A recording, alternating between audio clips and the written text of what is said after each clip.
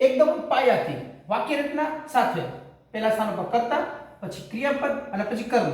કર્તા તરીકે I, we, you, they, he, she, it અને નામ.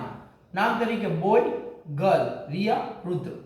સમજવાનું છે હેવ અને હેવ ટુ નો તફાવત. હેવ એટલે પાસે છે, હેવ ટુ એટલે પડે છે. અહીંયા કરજો ધ્યાન.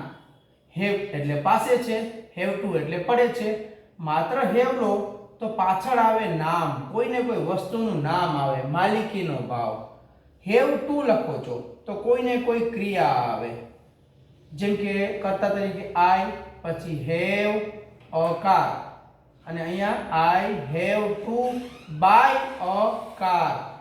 આઈ એટલે મારી, હેવ એટલે પાસે છે, શું, અ કાર. અને અહીંયા આઈ એટલે મારે, હેવ ટુ એટલે પડે છે, બાય એટલે ખરીદવું, અ કાર. નજર કો બદલો, નજારે બદલ જાएंगे.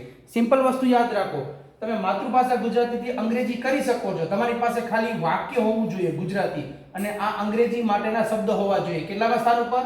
બીજા સ્થાન ઉપર.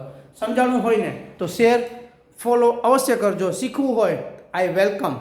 આપેલા નંબર ઉપર વોટ્સઅપ કરી જોડાઈ જાઓ. જલ્દીથી આપણે આગળના સેશનની મુલાકાત કરીએ. Thank you. Have a nice time. જય હિન્દ.